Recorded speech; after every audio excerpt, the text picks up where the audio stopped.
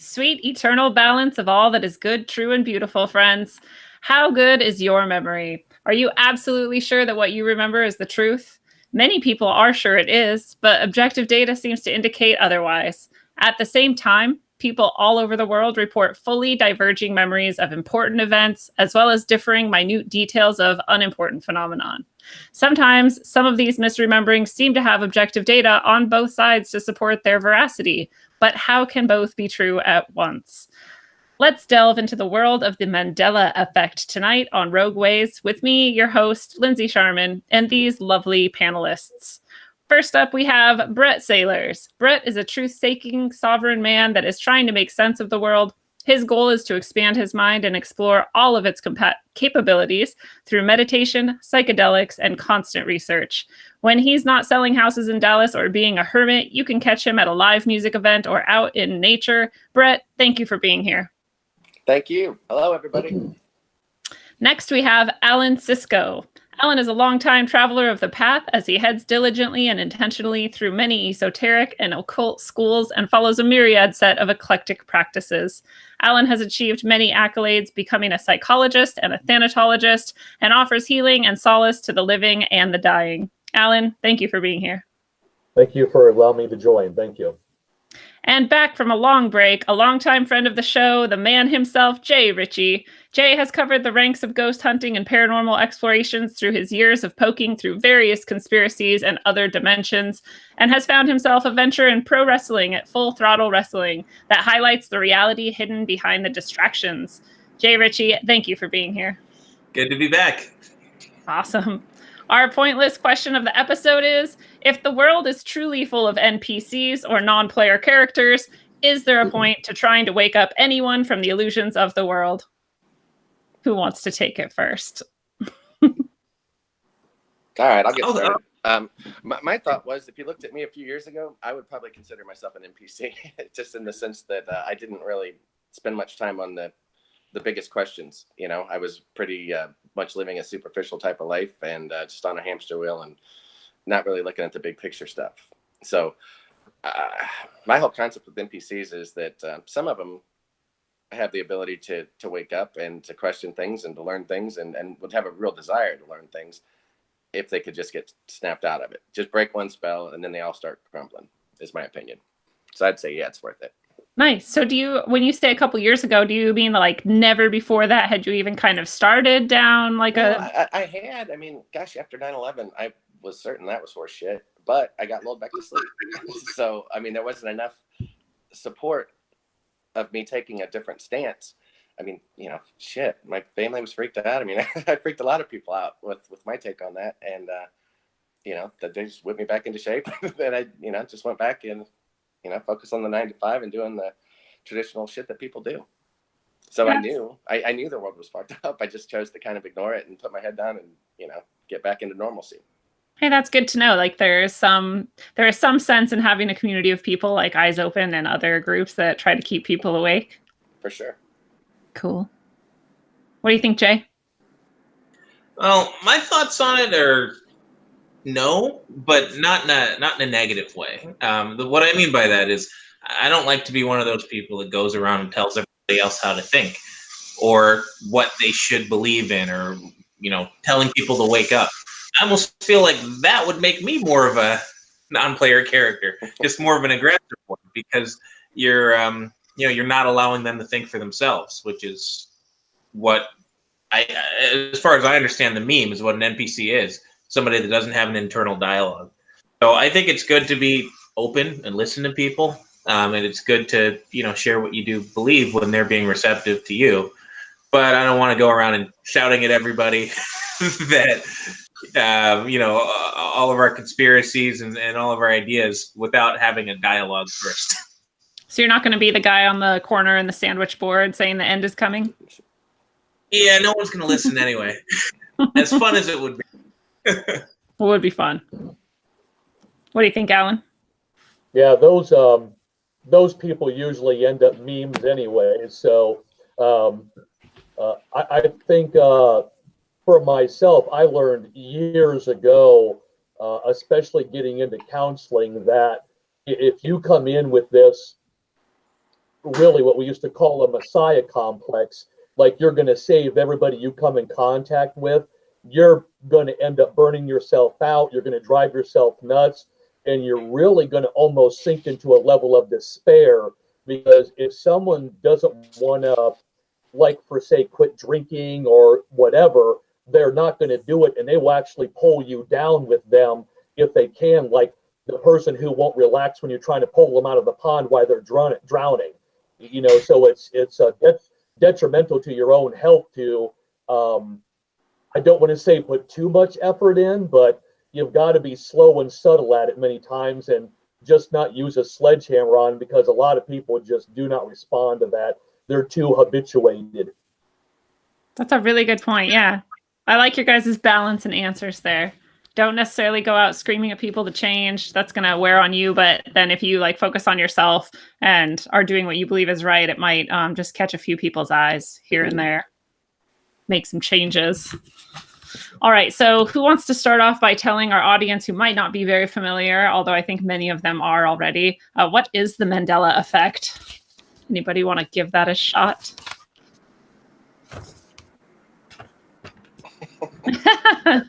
No one does. I'm going to do it. Well, okay, Alan's going to do it. I can say something on it. Well, really, the Mandela Effect itself could almost be changing over time, using its own explanation of what it is in its meaning. It's basically the idea that you start thinking about things you know, have seen, experienced, but then you reflect on it and it doesn't seem to be the way you remembered it, or someone else changes their memory, and you start looking at this pattern in society and history and media, and it just seems like a lot of things are beginning to unravel or ravel a different way, and the knot you thought was tied before is now tied in a different knot, and you can't figure out how it was tied when you weren't looking. So that seems to be the effect, and I think a lot of people out there in the community have a variety of things they think is causing it, but I think a lot of people, it goes back to CERN and things like that. So, yeah, cool. That was a good overview. Do you want to add anything, Brett or Jay, just to the general statement of like what it actually is in general? Sure. I guess it's good to kind of explain the name. So Mandela Effect, I think it was coined about 10 years ago now, although it's really seemed to pick up steam in the last couple of years. But about 10 years ago, people on the internet realized that they were remembering things in the past differently than how they apparently happened. When you look in the history books, when you watch the news, when you look at old reports, you find out that things happened radically differently than how you remember and how a lot of other people remember. So it's like mass false memories almost. And it's called the Mandela Effect is the first one that people really noticed was there's a lot of people that remember Nelson Mandela, the South African opposition leader and eventually the president of South Africa. They remember him dying in prison in the 80s. Which he didn't do. He obviously was in prison. I think in the 90s he ended up, being the leader of the country, and I think he finally died a few years ago. But thousands of people remember very vividly him dying. They remember his funeral, and that's the first memory that people really connected with. And from there, people realized that they had other memories, and it really seemed to start out with celebrity deaths. They remember this actor or this politician or personality dying, and then all of a sudden they're alive again, and everybody remembers it the same. And now it's just seemed to lead into all kinds of other shared inaccurate, I guess you could say, memories. So I guess that would be my explanation of it. Yeah, that's a good explanation too. And someone asked in the group, when did it start? And I think if we're going with Nelson Mandela as the first sort of major example that people found, that would be in 90s, 80s. I mean, that the thing itself happened that people are remembering differently. Yeah, everyone remembers the death as being like in the late 80s. And the people that have the different memory of it, it was like mid 2000s when they realized, oh wait, he's still alive, or at least when maybe through the power of the internet, maybe that's when everybody was able to communicate it with each other. But yeah.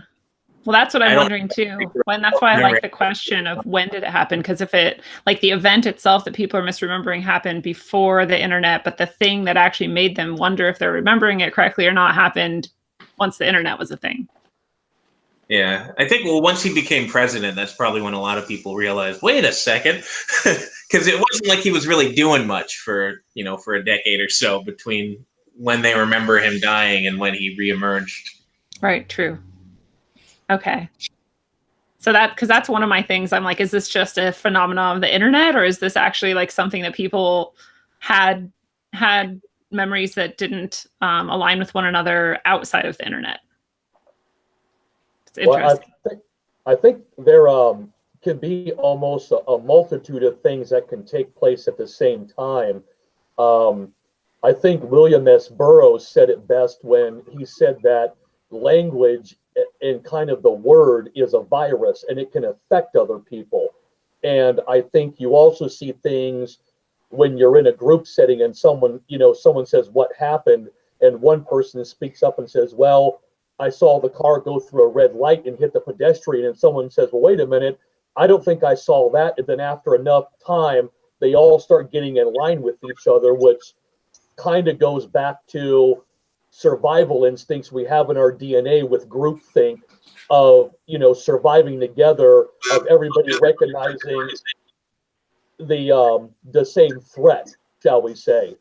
And it also kind of goes back to that simple phrase of the telephone game that they used to tell kids, where you tell one thing and down the line of one telephone call to the other, before we had group call, that would be, you'd start off saying you saw a turtle and at the end it was a dinosaur in someone's backyard.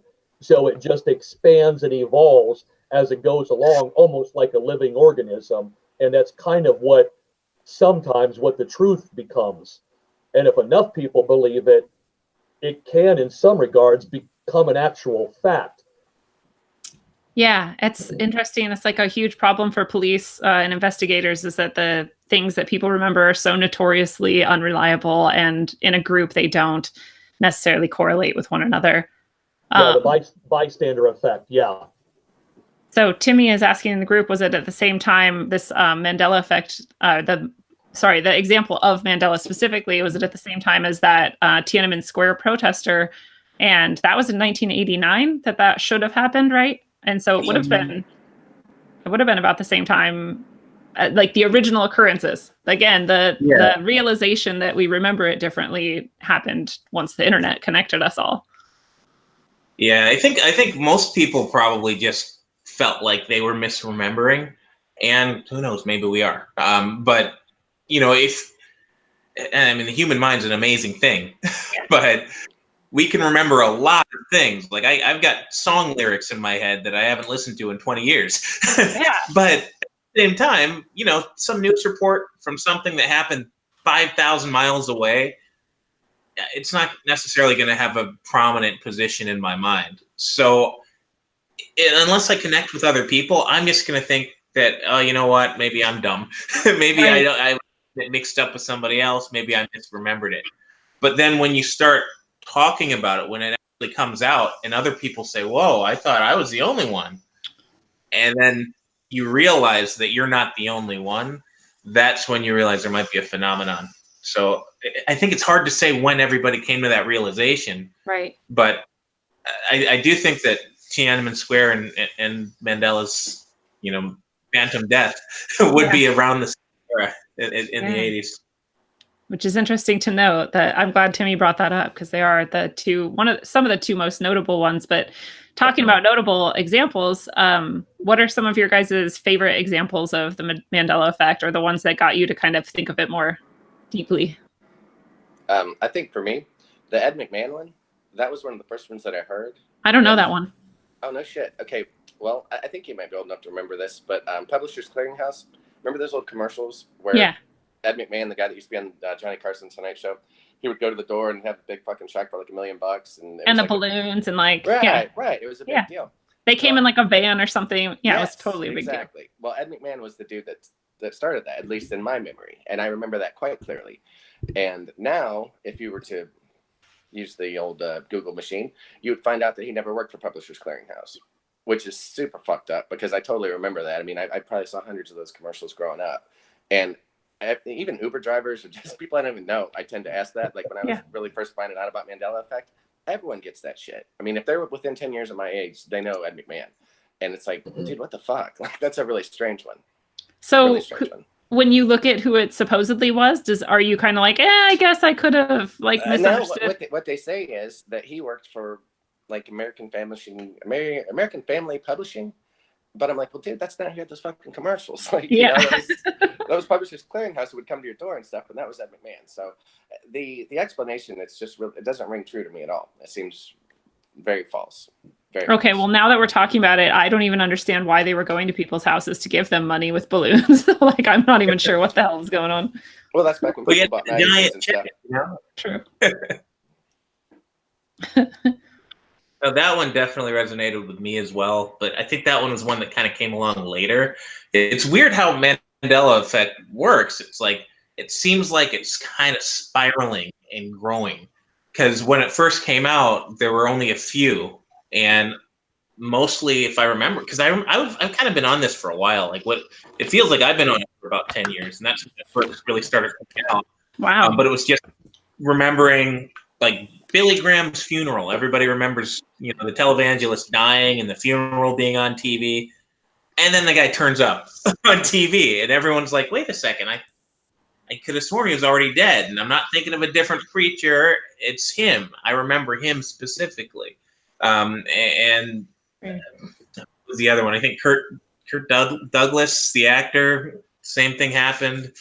And it was all celebrity deaths. And now, like, I even have trouble remembering those because it seems like that's not really a common Mandela anymore. Now it seems like it's more like pop culture stuff. And I really don't like those because I think that in so many cases, it's just minor things that are just kind of weird. We would remember them in a way that would make more sense than how they would have actually been written. But like the Star Wars stuff, like C-3PO having a silver leg instead of 2 gold legs. I watched those movies more times than I can count as a child. I had all the toys. I watched it religiously. And I never remember him looking like that. Yes. And then all of a sudden he looked wrong. Yeah. And like, the scene where, spoiler alert, where Darth Vader, Luke, I am your father. And he doesn't say it anymore. Now he says, no, I am your father. And it's just pop culture, and it doesn't mean as much as, like a world leader coming back from the dead. Sure. But those are the ones that really hit you because that's the stuff that shapes who we are growing up. Yeah, the Star Wars ones are the ones that really got to me first because I'm like you. Like, we had very few movies when I was a kid, and those were some of the movies we had, and so we watched them over and over again. We had toys like you. Like, it was some of the most important culture in my little kid world, and C-3PO did not have a silver leg. And no. That was the first one too that I would go ask people, like, what color are C-3PO's legs? And they just look at you like you're an idiot, and they're like, gold. And you're like, no, one was silver. And they're like, fuck you. Well, look up R2-D2. He looks different now too. Why? What? I just found this today. R2-D2 has like little like gold wires on his legs now. What? Yeah. I don't know what's happening. Well, a couple of Christmases ago, I was in Ohio visiting my brother, and this is when I was hardcore. What's that? So I was really into Mandela at the time, and I forced him to dig into his basement and pull out. He has all our old Star Wars shit, and I was convincing him that it was going to be a silver-legged C-3PO. He pulled it out. The motherfucker was all gold, and I looked like a total jerk off, and it was horrible. So, but there's some residual for you. That's actually What, so does that have a name? Residual? What does that mean? Well, that if you look at the movie now, he has a silver leg, but if you look at the action figure from 30 years ago, he doesn't. He's all gold. Like, you remember it. So how does that even work? Like, why did it change? Like, because what I've also been told is that you can't find examples of the things that you thought were true. You can only find like the updated reality as it is now. But you found one. Yeah, he explained it that when the movie was re-released, that they just done some tweaks. Now, why they would tweak that, it makes absolutely no sense to me. But Yeah. I was, yeah, when I pulled out the gold thing, he was like, yeah, dumbass. He's like, it was because he remembered it being gold too. So he just poo-pooed the whole concept of Mandela Effect and just figured that, that was just a creative change that they'd made and that I was making something out of nothing. Man, I know we still have the old VHS for 2 out of 3 of the originals. The other one got stolen, and I cursed the person who did that. But I want to go back and watch and see like what has changed, because I've just been taking like the internet's word for it that it says, "No, I am your father," instead of "Luke, I am your father." But maybe I could have some real proof on VHS. Yeah, with Star Wars, I mean, George Lucas messed with so much stuff, like in the 90s when they were, re-editing the films and re-releasing them. So I can see how people would be hesitant to use that as concrete evidence. And plus, I mean, we're looking at VHS tapes. I mean, it's not exactly in HD. So something like that leg, might be something we miss. But I definitely know that, everybody reenacted that Luke, I am your father scene enough times on the playground that, that right. How it's changed was pretty shocking. Totally. I know for myself, I've had some experiences that this was before the whole Mandela Effect thing became popular, and some of them were very odd that I had to start thinking about alternative timelines or things crossing over. I know years after my dad passed away, I got a call from somebody. They were representing something, and they were talking about the conversation they had with them. And I just kind of listened to this for a while, and I said, I'm not sure where you're going with this, but I buried him like 4 years ago. And the person was, I don't know if they were just trolling me or what they were doing, but they were like, no, I just talked to him last week, et cetera, et cetera. And he was like, your mother and him are not together anymore. And that's like, I don't even know what you're talking about. But after that, I never received another phone call on it. So I don't know if they were trolling me or what was going on. I also know there are one of the areas where I had one of my martial arts studios, there were all of these people coming up to me and like telling me how great I was in this movie that they shot in that area. And I'm like, I don't even know what you're talking about. They're like, you were so good in that movie. No, I don't know what you're talking about. I had multiple people come up to me in a bar wanting to buy a bunch of cocaine. And and I had no idea what they were talking about. And after enough times going there, a few of them became rather irate because I wasn't selling it to them. And they said, they're like, we know who you are. And I said, what does this person look like? And they described them. And I pulled up my sleeves and I said, I don't have tattoos. And they're like, where'd your tattoos go? So like you took them off. Wow. Right. In another universe, you're a bad dude. Yeah. yeah. When did this stuff start happening? Because I've always been really interested. Everybody talks about the shared Mandelas and things that, a lot of people connect with. But I've been more interested in hearing things like you just mentioned, personal stories. When did that all start? At almost the beginning of the 90s. So I have one where, and I didn't think of it as a Mandela effect until not that long ago, actually, but 10 years ago, I wrote like a 60-page thesis for my master's program and submitted it. I had multiple, as I always still do, I have multiple backup copies of everything I'm working on. I emailed it to many different emails, so it'd be on those servers, and I had paper copies, and I turned it into my teacher in a paper copy and electronically. I had it on a website that I had to make for the same program that was sort of like an online portfolio, and it was on there. Like I had a backup hard drive, I had backup CDs. Like I don't even know how many ways this thing was backed up.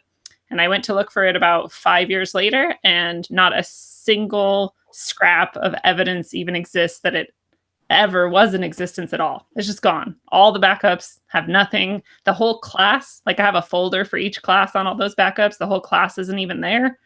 So it's like someone came in and meticulously deleted that evidence that I had, sucks. right? And it was a lot of work that went into it. But it's just gone. It's so unlikely. It's so unlike me. And I have no way of explaining it. So I feel like that's a Mandela effect. What'd you say, Jay? I said the multiverse ate your homework. Yeah, totally. It's a good excuse, though, right? Yes, it is. Well, I turned it in, and I have my degree, and that's the only proof I have that I did it, because you have to do that to graduate. But whatever. I do think there's a lot of and pardon my language, but I think a lot of what Joe Rogan says, a lot of fuckery going on, and I think it comes back to, I do think there's a lot of governmental agencies involved in trying to rewrite history. I know this goes on a massive level in China. They have tried to, and this is in my wheelhouse, reinvent the history of the Shaolin tradition, which is what was represented in the David Carradine Kung Fu series from 71 to 74. And they've tried to reinvest a lot of energy into changing everybody's perception of what has happened, because none of the original monks exist anymore in China. They're all over here in the US, the Philippines, South America, Russia, and other various areas. And I got to train with one back in 83, 84, and I got to hear the stories of the actual like destruction and murder wholesale of all the martial arts teachers by the Communist Party. And then later on, they wanted to rewrite it to make it look like they were all in favor of saving their cultural heritage, which is the opposite of what they were doing. And so they've even tried to, the government shills who work at the temples now, they tried to copyright the Shaolin name, which is just beyond stupid. It goes back to like 4th century AD. So it just shows the level of almost Borg mentality and just taking everything and, contorting it into the truth that they want. So I think that does go on a very deep level, consciously by groups of people trying to re-educate and program people, which was infamously wrote in the song Hook and Mouth by Megadeth. Well, that is one intriguing possibility of what's going on, and it could explain some of them. So like, because what you just said would also explain the Tiananmen Square, Yep. Alleged changes that guy didn't die, because it looks better for them if he didn't, or if he never existed at all. But a lot of them I don't know that can really be explained in that way. Like, I don't know why the government would come in and delete every copy of my, random thesis that doesn't matter to anyone but me. Or like, why would they impersonate or, pretend to that issue with your dad or whatever? Like, I think there's a lot that can't be explained that way as well. So it could, but it could be multiple things going on at once. So what do you guys think about the cause? Well, what I think we'd be looking at, if you go on the thesis, and I like what you were saying there about, governments in particular trying to change the past, trying to rewrite history. I mean, we've seen it in, oppressive regimes like, under Stalin, for instance, with him erasing people from history, literally. Erasing people from photos and killing them and pretending they never existed. But we see it with our own government, our own media, with the amount of propaganda that's put out there, what's put in the history books. So, I mean, we know that that's something that governments in particular are willing to do, and that so let's say that they actually have the ability to go back in time and change things. If they're going back, for instance, and changing what happened at Tiananmen Square, there's going to be some other things that happen that are incidental, kind of like the butterfly effect. Yeah. Somebody has to go back in time and move things around and change things. That might cause something that is seemingly completely unrelated, like, a different line being used in a movie, or even somebody dying or not dying because maybe they, somebody didn't sneeze and they didn't catch a cold that got them sick, or whatever the case may be. So I think the major things that we see lead to some of the smaller things if we're going on that idea. And if you look at a lot of these things, I mean, Nelson Mandela was a pretty important figure in history. And that was the first one people remember. If he was to die in prison in the 80s, that would potentially change a lot of things about how things played out, not just in South Africa, but in the world. Same thing as with Tiananmen Square. I mean, if someone actually got run over by a tank, I mean, a lot could change. I mean, who knows? That could have started a revolution in China. Yeah. And I mean, there's even a Mandela effect around the JFK assassination, where they actually changed the configuration of the car that he was shot in. Yeah, that's the weirdest one. Like, that car doesn't even look normal. Does that car even exist? It's crazy, and it makes no sense. But I mean, you don't know exactly why they would have done it, but you figure if things are being changed like that, those would be the types of things that shadowy government agencies with access to, the type of technology that either change history or to do mass mind control and maybe even implant false memories. That's the sort of things that they would mess with. I see. You just dropped two. One is time travel and one is like mass mind control. So we'll just keep that in mind. So government revision, time travel, mass mind control. What do you got, Brett? I was going to say that one thing that just happened like recently is, if you think about it, Obama winning a Nobel Peace Prize.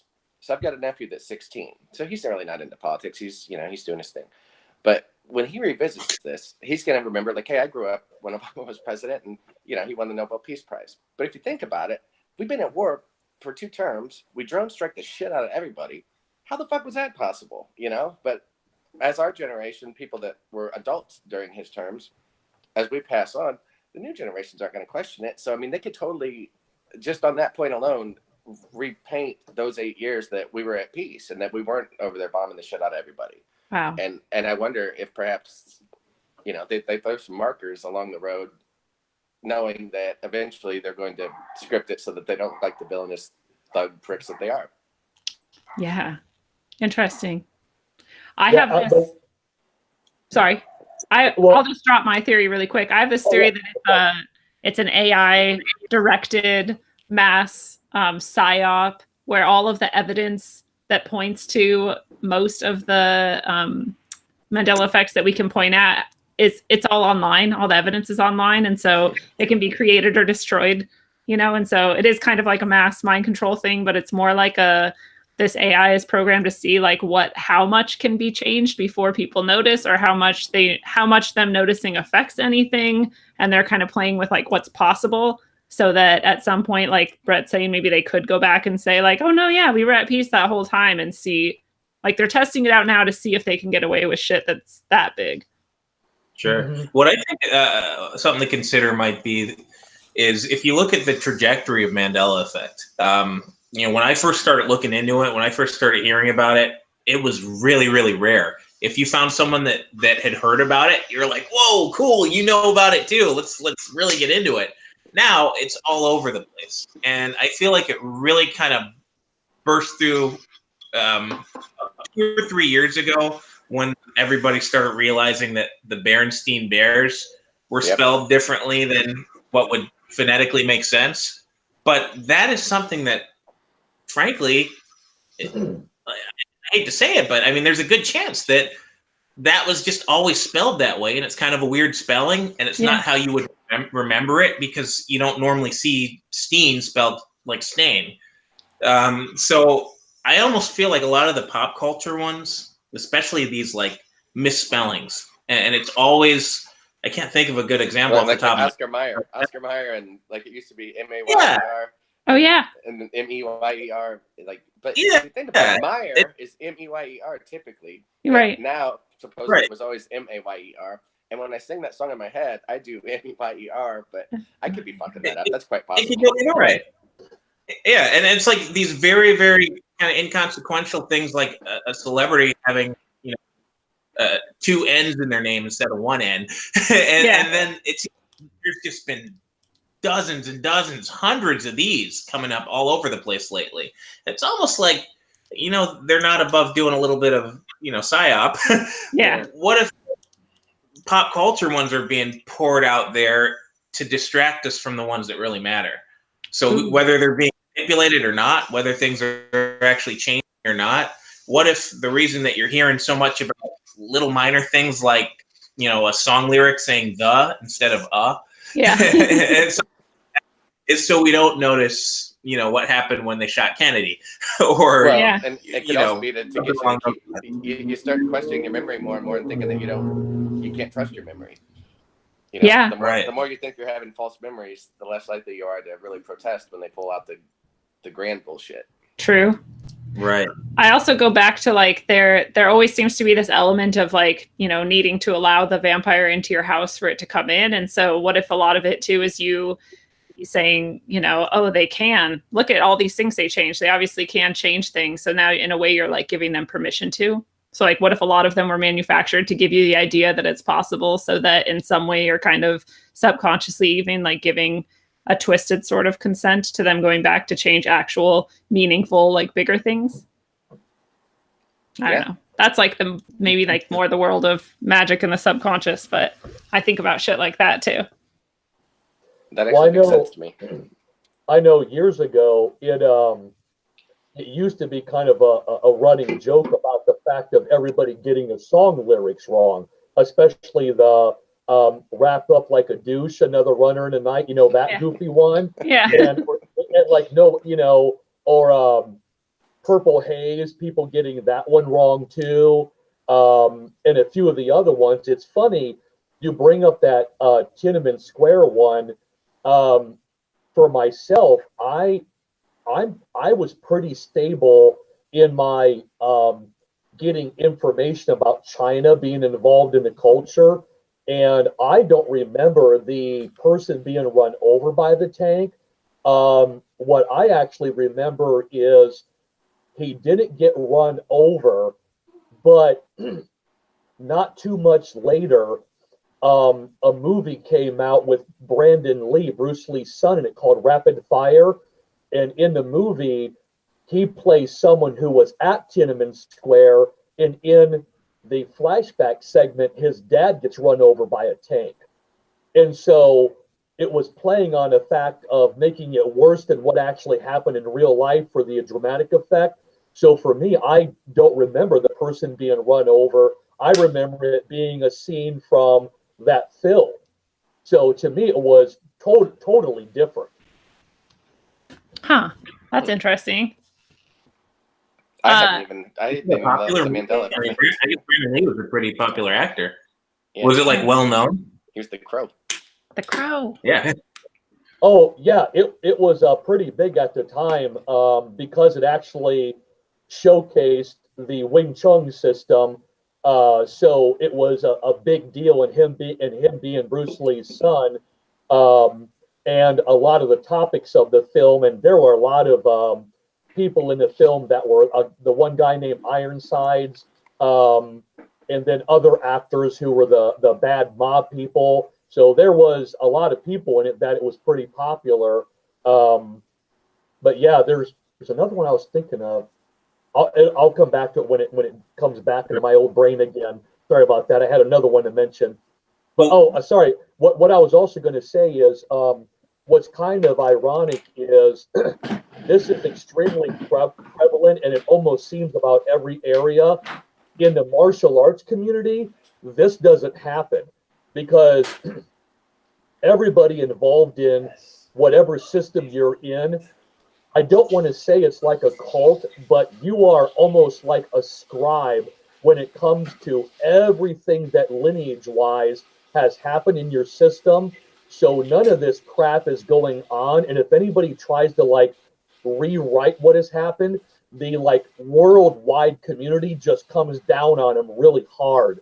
So we are one of the areas where this just hasn't really happened at all. A few have tried it, but they've been brought out into public and lambasted for it. So it's, I have paperwork that shows my lineage going back 16 generations, and everybody knows the names, There's no confusion in it. It's, known straight back to the Qinghai area by Tibet back in 16th century. So it hasn't happened with us for some reason. It might be because there's so many scholars involved in it, and there's been so much research done way before the internet came about. Well, it brings up like an interesting idea for me too, which is kind of a sideline, but people I feel like used to have way better memories than they do now. And I don't want to blame the entire Mandela effect on faulty memory. And I know that our memories have been shown to be really faulty, but people used to be able to be capable of memorizing like the entire migration of their people over, hundreds of years, and like all the plants and all the times to do different tasks throughout life. And because there was no way to record it otherwise than your memory, and the accuracies of those things that are passed down orally are incredible. So, and I feel like now we just don't. I can't even remember phone numbers. So yeah, something and our concentration is getting exponentially worse with the advent of technology, because we don't need to use it and we don't need to rely on it as much, which also means we're more prone for people manipulating it and changing events, which we know that they do because they've always done it. I mean, it's the whole, the what's the phrase? History is written by the victors. Yep. Yeah, true. I mean, you see it every day when you turn on the news. One thing that I really like to think about, whether I don't know how much credence to give it, but CERN is such a weird, creepy, venture all on its own. And the things going on there are crazy, no matter whether you're looking at it purely materialist and just like the things that they're doing are incredible and advanced, or whether you're looking at it as like, why do they have a Kali statue and do weird ass dances in the middle of the night there? Who knows? But like some people think perhaps CERN, went into action and like destroys universes whenever it runs, or has destroyed a universe at least, and that we were in it. And so there's even this theory that we all died in 2012, right? And that this is whatever this experience is some, I don't even understand the theory. It's like some sort of simulation to help us cope with such a mass disturbance in the force, or I don't know. But I like that theory too, as to what is possibly going on. Well, it makes sense that if there was a mass extinction event, if there was a nuclear war, or if CERN, which I think CERN is just bullshit. I think it's a distraction. Because I think if they actually had technology that was capable of doing this sort of things that they think that, that the CERN processes can lead to, at the very least, what we would know about CERN would be completely different from what they're actually doing and what they're actually researching, because they have no reason to tell us the truth on something like that. But kind of back to your point, if there was a mass extinction, or even on an individual basis, if you died, how do we know what happens when we die? I mean, nobody has actually died and stayed dead that can talk to us about it. Mm-hmm. At least not, in a clear manner. So maybe when we die, we don't really die. Maybe we slip right into the next universe, which is just like this one, but it's a little bit different. Ooh. And, maybe late 80s, I mean, maybe at some point tensions got high. The nukes flew over from the US or from the Soviets, and it blew the whole world up. And we just all shifted into the next reality. Maybe it happened again. Maybe it's continuously happening, because if nukes are to be believed, or CERN's to be believed, then like, why the hell haven't we destroyed ourselves by now? Yeah. It's been 7 years. At some point, something would have gone down. I think it makes sense that we would end up in a different universe, that people might have made some slightly different choices, down the line, that could lead to these minor changes. And if you have a little bit of a memory of where you came from when you shifted, then that would explain why you remember things differently. Yeah, that makes sense to me too. How much of this do you think, especially like just the little tiny annoying things? It's like you slipped into the nearest universe, and so most things are the same, but there's just a little bit where it's like not quite the same. It's like sliders. What about this idea? I don't think I had a question about this in the notes, but somebody just brought it up, lady. Mandy Gray did, and she's asking, what about our physical changes that have happened? And this is an interesting one too. Some people think that we're being like upgraded for changes that are going to go on, I don't know, with our planet or ascension or however you want to think about that. What do you guys think about those alleged Mandela effects? All right, you ready to get weird? I was thinking those are the big ones to me. I mean, the changes to the human anatomy, like the positioning of the heart, our skull, different, like whether or not there's a bone behind our eyes. Yeah. I mean, that stuff is freaky. And the changes to the anatomy, the changes to geography, where like the continents are radically in different positions than I recall. And I was I was a geography student. And then even, obviously this one, I've got no way of knowing if it's true, but they say that the position of like our galaxy in the universe has shifted. Whoa. So like the Milky Way is in a completely different part of the universe or the solar system or whatever the case may be. So changes like that are just so huge. It's like, okay, I can get remembering how Bernstein spelled. Right. When I feel my heartbeat and it's not in the right position of my chest, like I don't remember anybody swapping my heart out. So that's the stuff that when I started noticing those and when people started recounting those online, that was a really big moment in Mandela where I'm like, okay, it's really getting serious at this point. I saw a chiropractor on YouTube. Oh, Brett, hold on. Yeah. Why can't we hear you? I don't know. Hello? Sorry, Brett, try again. All right, hold on. There we go. We can hear you now. It was my bad. Hold on a second. All right. We back online? Yes, you're good. Okay. So anyways, there's a chiropractor on YouTube, and he was one of the first guys I dug into on Mandela. And he was talking about going to med school, and he's like, I totally remember the heart being to the left. And I remember from the time I was a little kid playing pee-wee football, you always put your hand over your heart, you know, and this was your heart. Like they would say, put it here if it made more sense to put it here. Well, now if you look at a diagram, the heart is certainly more centered than it was when I looked at like the old skeletal pictures and stuff when we were growing up. That one freaked me out. And I wanted to loop back around to this is when I first started to kind of get into esoteric shit and just being more open-minded.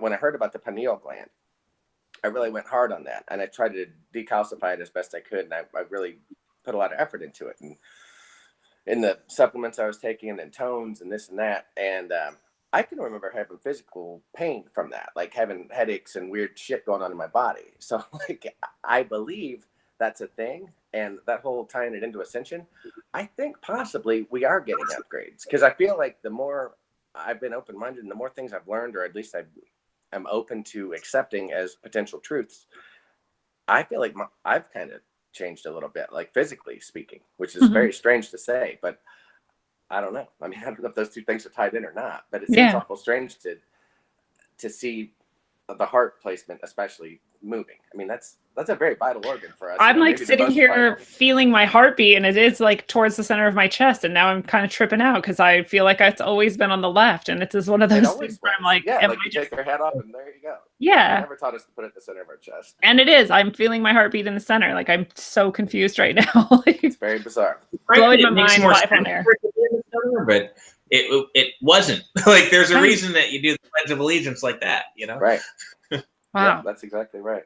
Well, and my mom's a nurse, and you know, anatomy is one of the things that you have to study and memorize, and over again. You have to get like recertified and all these things. You have to keep proving that you know them. And so she's, how many times in her life has she like cemented this knowledge of those types of things? And I asked her, do we have bones behind our eyes? And she's like, no. And then I showed her the shit online and the skeletons, and she's tripping out even. So yeah, well, it's one of those things where like, let's say, like if we were characters in a really super advanced video game, how would we know that we're not real people? You know, it's funny because we talked about the NPCs at the beginning of the conversation, but what if we are actually living in a computer game, in a simulation, like on a level that, you know, we can't even imagine. So it actually is just like updates. Like we're just like updates every once in a while. They're changing things. They're editing. They're saying, you know what? I think it makes more sense for him to say, "Look, I am your father." Let's change that back in my, multiverse game. I mean, if that's the case, I mean, we really would have no way of knowing. And I mean, that would be an explanation, or potentially kind of going back to the whole world destruction scenario.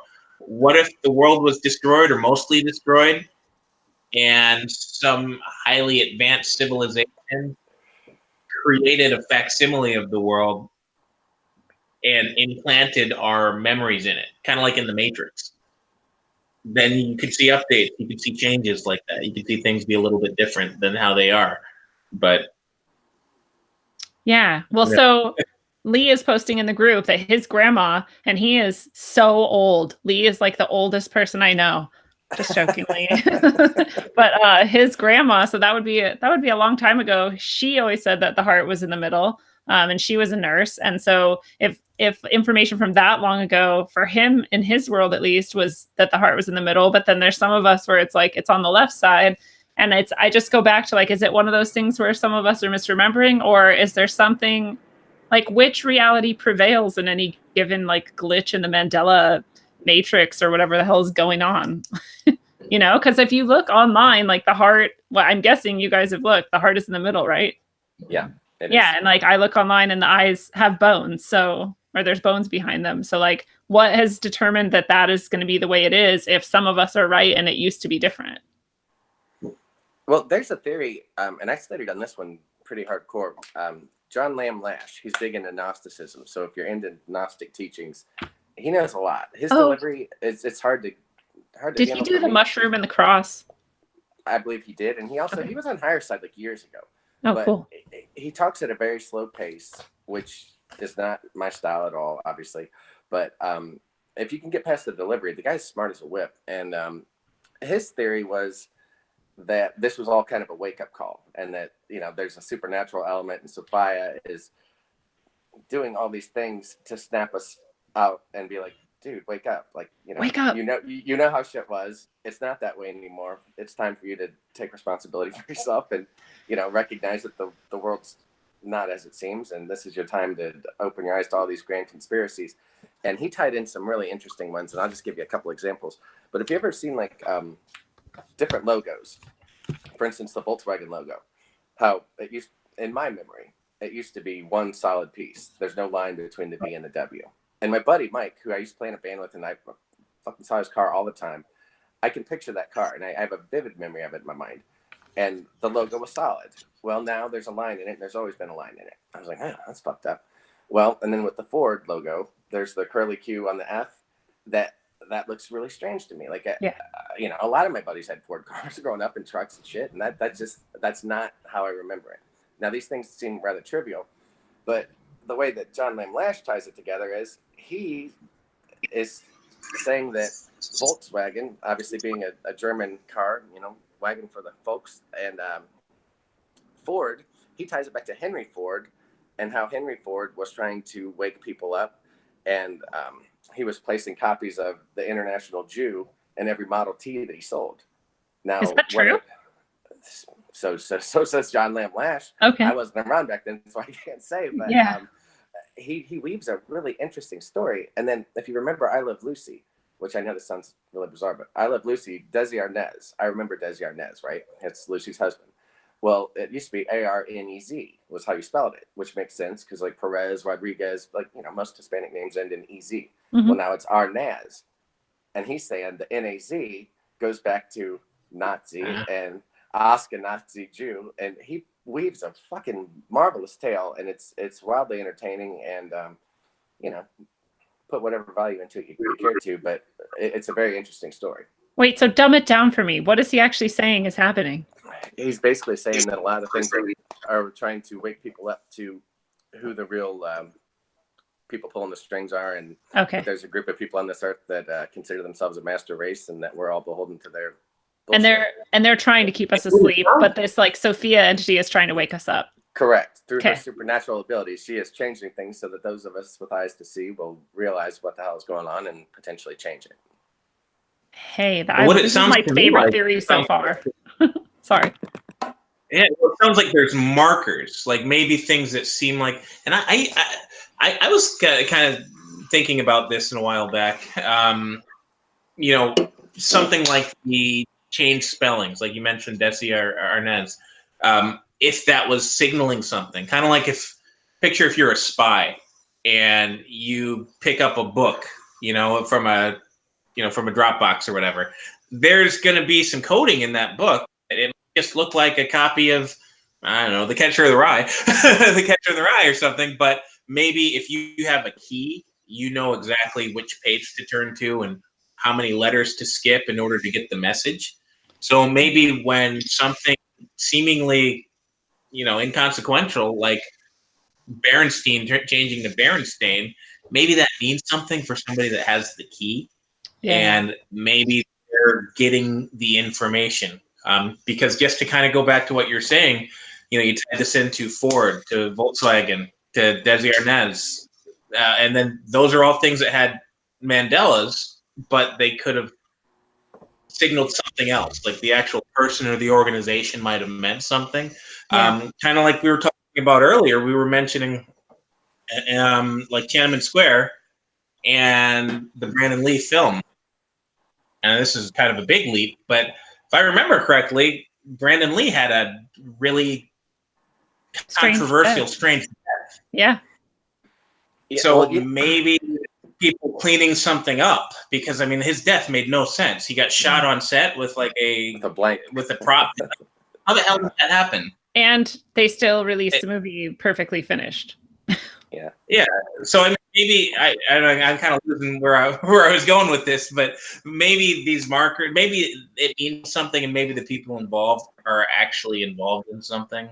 Well, if that I can can explain. quick, something interesting is another thing that Lamb Lash did that I thought was pretty amazing is he was tying in biblical verses, which that's not my bag really, but I used to go to church, and I'm not.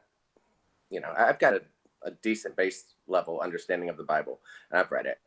But I remember distinctly, and again, I can't quote scripture, but like Isaiah 6, the gist of it was that the lion lays with the lamb. It is definitely the lion lays down with the lamb. I got you. Well, guess what though? It's not. Though. Like I know. I've got a Bible right in front of me from 1972. Totally. It shows that it's the wolf. The wolf. I'm like, what the fuck? But John Lamb Lash was like, yeah, the wolf, and he ties it into like Nazi culture and all this shit. He's very much saying that these markers are to wake people up as to who the oppressors are and to figure it out.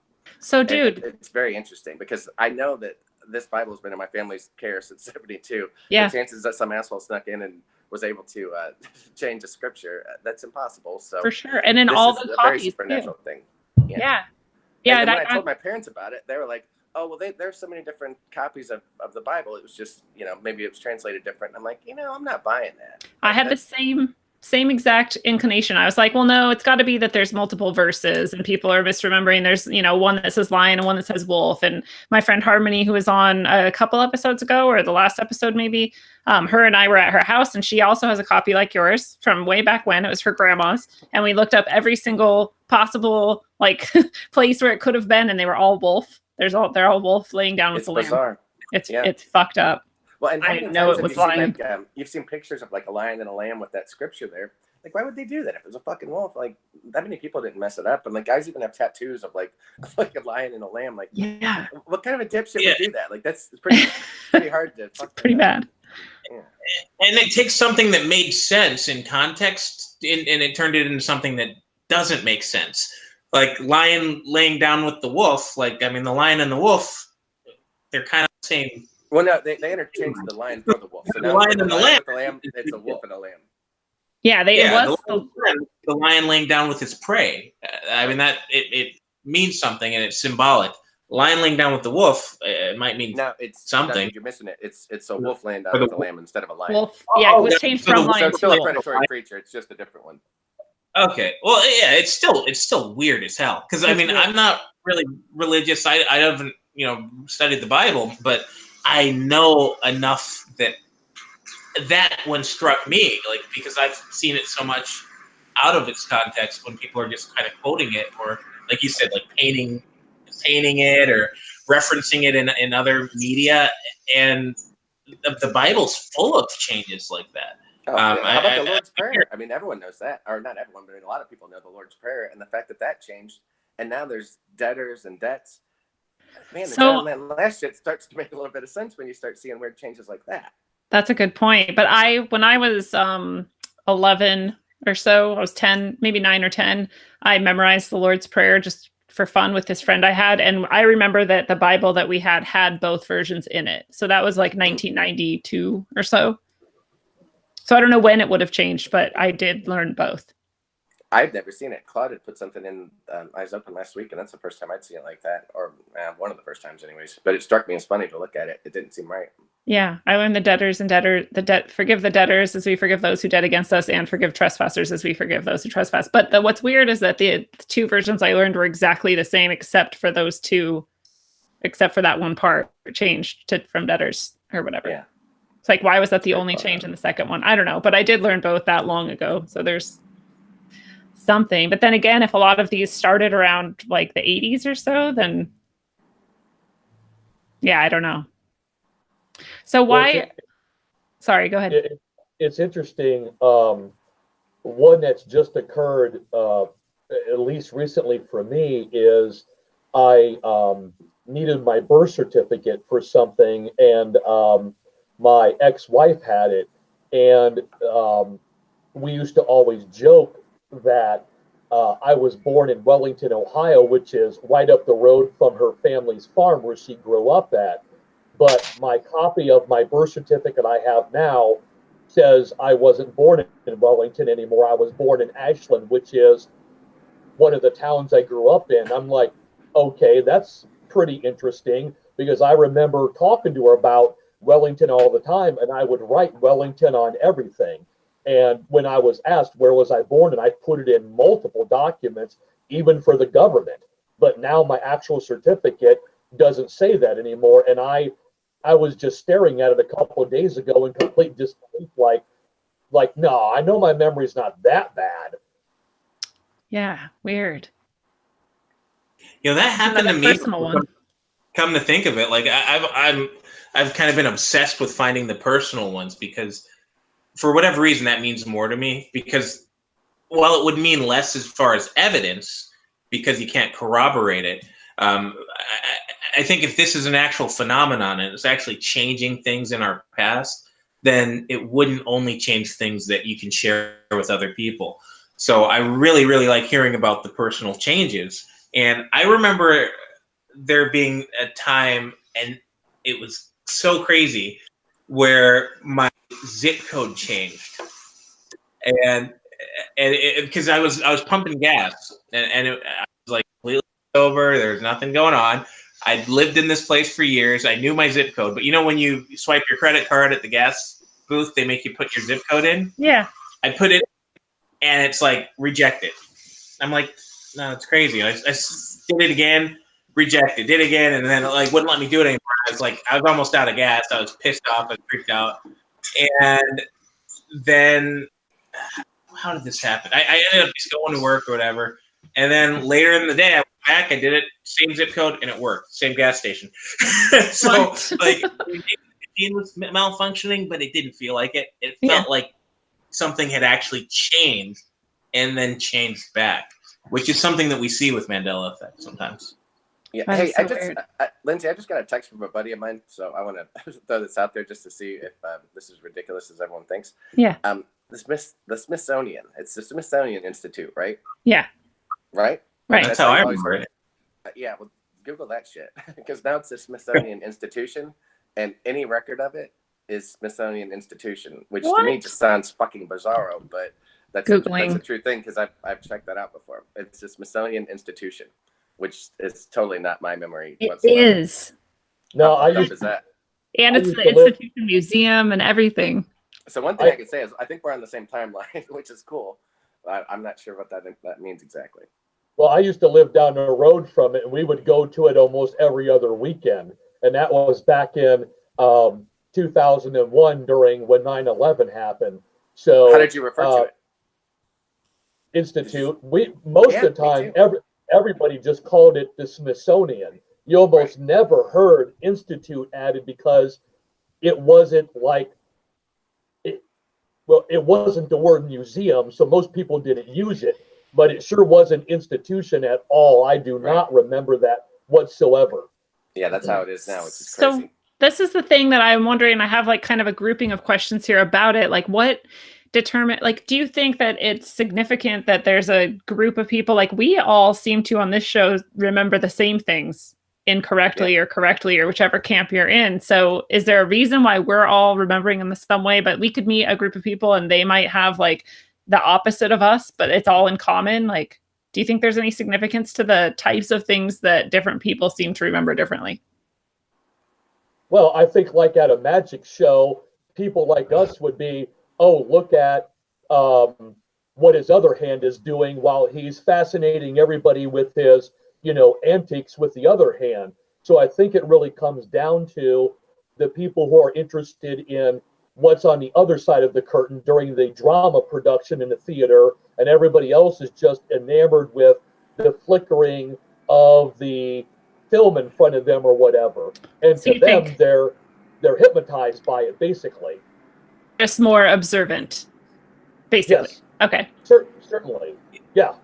Yeah, like this might be a heat check to see how asleep everybody is. This is just a big heat check and see how asleep the masses are. I mean, I would say my experience in day-to-day life is 9 out of 10 people are so far up their own ass they have no idea of anything going on other than what they hear on TV and stuff. Mm-hmm. Yeah, I had someone tell me once, like, well, that's just I don't remember what we were talking about, but they're like, well, that's because you notice more than most people. And I'm like, no, I don't. And now the more I've thought about it, the more I'm like, wow, maybe I do. I didn't know. It seemed normal. Yeah. Yeah, it's easy to give people more credit than they necessarily do, I guess. But yeah, I think kind of along the same lines as what you guys were saying there is I think it's just more what you pay attention to. What your interests are, what what you're knowledgeable about. Like we were mentioning Star Wars earlier, and Lindsay, you said just like me. I mean, you probably had the tapes growing up. You watched it all the time. I've met some people, believe it or not, have never seen a single episode of Star Wars. Yeah, true. So obviously, in Star Wars movies aren't going to mean nothing to them, but maybe they are a big fan of, I don't know, maybe they listen to Queen all the time. They're a big fan of Queen's music. So if you show them, changes in, if you show them We Are the Champions, and a lot of people think that song's changed, that'll blow them away. That'll really, really resonate with them. And I mean, nobody's such a Renaissance man or woman that they have complete encyclopedic knowledge of everything that's out there. No. So I think that's a big part of it. But I also, from my understanding of this phenomenon, there really does seem to be certain people that remember some things changing and other people that have just as clear of a memory of the same event, but the opposite happening. Right. So if it's like we're coming from different multiverses, or if we're sliding or whatever the case may be, I think that maybe we're coming from different universes. Or like I might come from universe A, you might come from universe B, and they're very similar, but a couple things are different. So then I get all fucked up because I'm like, okay, so are we the ones who like died in some universe and then we came into this one? Well, then what happened to the version of us that was already here? And what? We all died. No, I think we're that if you go with that, that theory, I think it's not so much that we like replace the person that was here. I think it's almost more like we merge with them. Merged. Yeah, like your essence or whatever, just boom, you're in. You wake up one morning and you're in the you from universe B instead of universe A because you died. And it might not be a mass death. It might be that because I remember when this was first rolling out, and when I was first talking to people about this on message boards and stuff, one of the unifying things were people that really had strong Mandela effects were near-death experiences. So That's what made me think that it might have something to do with, living through death. Are you saying all the people at that time that had really strong experiences had near-death experiences? Not necessarily all of them, but a lot of people had near-death experiences, or they remembered having, like they remember, you ever have a chance when you're like, oh my God, I could have died. Like you're driving, somebody almost hits you. Yeah. But you just barely avoid it. Well, everybody that was talking about these Mandela effects at the time, they all had that in common, where they either almost died or they feel like they just really dodged a bullet. And that's what made me think that there's a good chance that that might play a part in this. If I can make a bit of a commentary in regards to this, when it comes to how quantum mechanics work, if I could take like a couple minutes just to explain some of the research I found out. When you have a particle like a gamma ray and it hits something that's strong enough that it actually splits the particle, it creates a positron, an electron, matter, antimatter. And this goes into the aspect to where on a quantum level, because everything is a packet of quantum of information is what it is, it can be split off and exist in 2 points at the same time. So you can have something that is over here and there at the same time. And the Chinese have actually accomplished some manifestation of teleportation with this. You'd have to look it up online to get the details. But with that principle, they've also found that the separate particles retain the knowledge of what each other remembered. And then they go their separate directions. And then also they can come back together and bring with them the separate information they have back into the unified quanta pack or the particle. So we could be, let's say, for instance, I'll toss out a theory that our mind, what we call in Buddhism the citta, the consciousness, is basically a quanta pack of information that is slowly gathering over time, quote unquote, previous lives.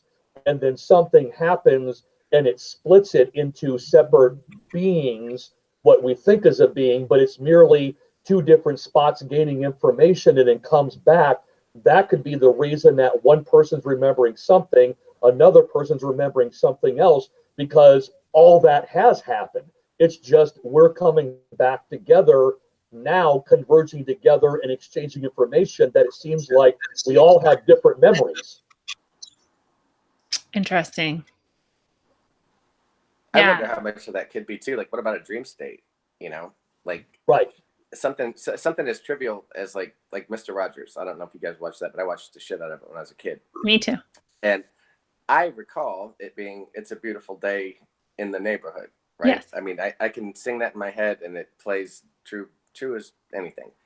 Well, now it's a beautiful day in this neighborhood, which seems kind of exclusive and fucked up. But I went and watched a bunch of YouTube videos and it's always this. No. Yeah. And I will cut. Wow. I will cut someone who says otherwise. That is not what he said. That's what I'm screaming. But anyways, let me, if you'll indulge me, let me tell you the story. When I was learning about Mandela, I was laying in bed one night, allegedly maybe coming off of a mushroom trip, and I was just YouTubing and stuff, and I saw this video, and it was like 30 seconds, right? And it was just black screen, white text, and it said, "Do you believe in the Mandela Effect? DFW," which is Dallas Fort Worth, where I live, meetup, and then it had the date and an email address. And I'm like, holy shit. All right. So I emailed this cat. And he has a handle on YouTube of Guy Fawkes. Nice guy. Real cool guy.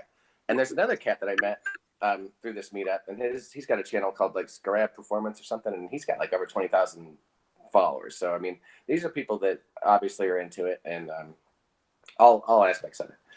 So I went and broke bread with, I don't know, about a dozen strangers, all from the Dallas Fort Worth area. And what I found was that my thoughts, I mean, we all had certain things, you know, whether it was like lyrics or logos, like the Staples logo has changed from how I remember it. And there's a lot of things that we had in common, but none of us were 100% linked up. You know, some people remembered this, but not that, and that type of shit.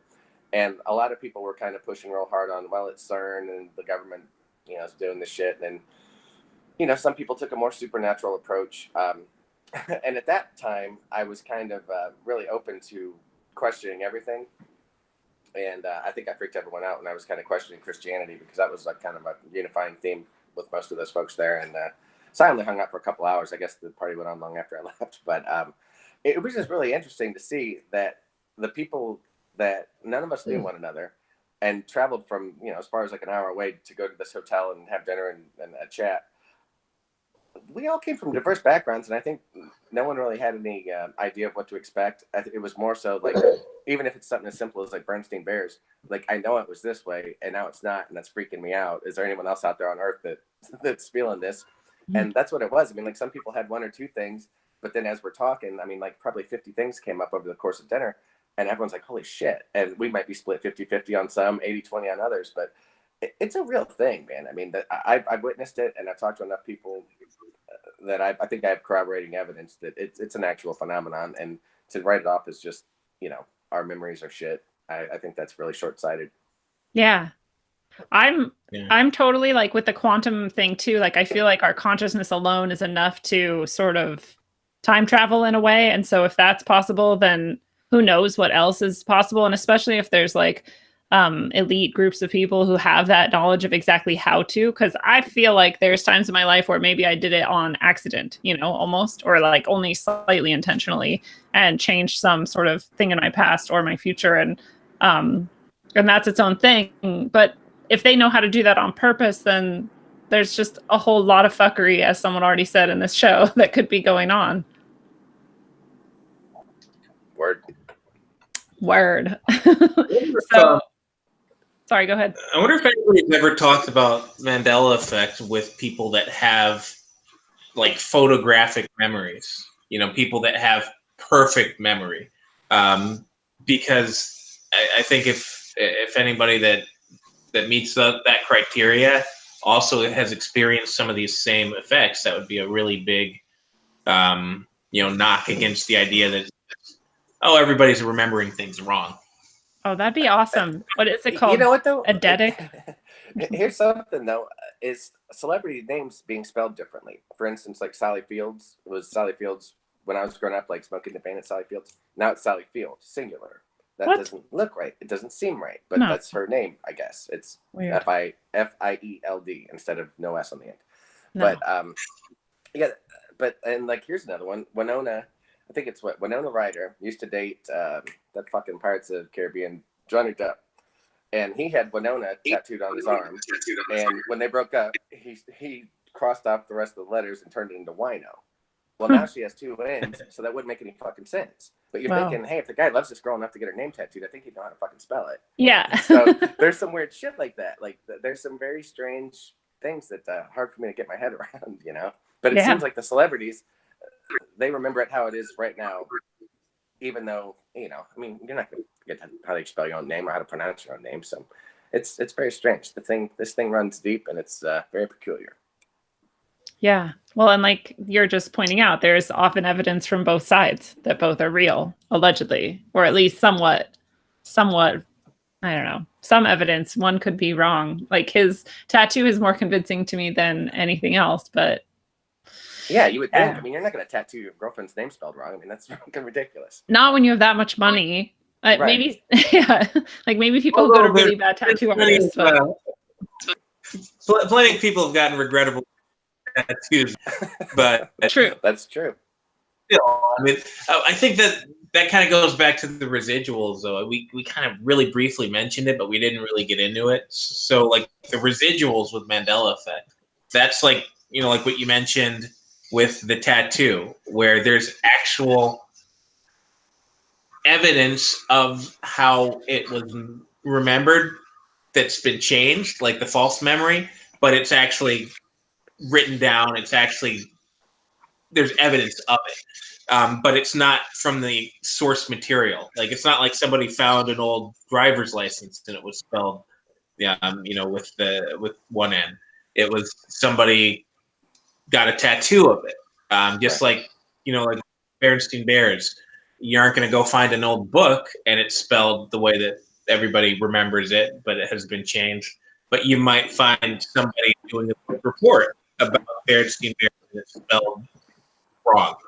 So I think what that might be is I think that might actually be evidence that this phenomenon goes back farther than we know. Like it might have always been happening because somebody could be, whether it's dimension shifting or their minds being manipulated or whatever the hell's going on, that might have been happening to this guy when he got the tattoo like 20 years ago or whenever that was. Right. And it's not that things just started changing when we started noticing them. They could have been changing like almost instantaneously, or even in some cases, they could have been changing before they changed. If that makes sense, like a reverse causality.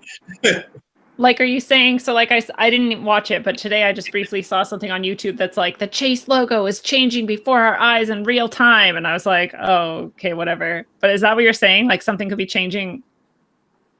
Yeah, like if you're from another, like let's just go with the universe thing. If you're from a sister universe, let's just say, where things are just slightly different, I mean, maybe you can go in and out. Maybe you have that memory of where you're from and it's right there, and you snap over here where it's wrong, and you can go back and forth. In fact, that kind of brings something up that I wanted to mention. I remember hearing the story years ago, and I kind of did a little bit of Googling today to spark my brain about Mandela Effect again. Have you guys heard about the chevron logo and like blue and red logos as being a signal or an indicator? Yep. I mean, like I've heard of the idea that all of the space agencies have a chevron vector symbol. Is that what you're talking about? Yeah, and even using fiction, because a lot of the stuff's out there in fiction, like in Stargate, they've got chevrons that they have to change when they go to a different universe or a different world or whatever. But there's somebody on the internet posted, like on a message board years ago, that there are people that shift between different realities that actually they go to like certain areas where there's portals. And they said that the marker for this is if you see a chevron logo, like the Chevron gas station, but the blue and the red are transposed. Now, I can't remember what's supposed to be on top and what's supposed to be on bottom. I can't either, yeah. But it says that that's what they know to look for. So, like, when they're going to look for their dimension shifting station, they're like, oh, hey, cool, there's a chevron station with the colors reversed. That's where I go and do my thing. And that's where they go to go switch into the other universe. Oh, wow. Yeah, so I can't remember how he got there. Well, it's kind of interesting with this two different reality things that people believe in, because even going back to the crucifixion of Christ, if you use the Gnostic scriptures and tradition, which is what I was based in my studies, he wasn't crucified. It was, in some regards, considered a simulacrum, and it was actually Judas that went up there.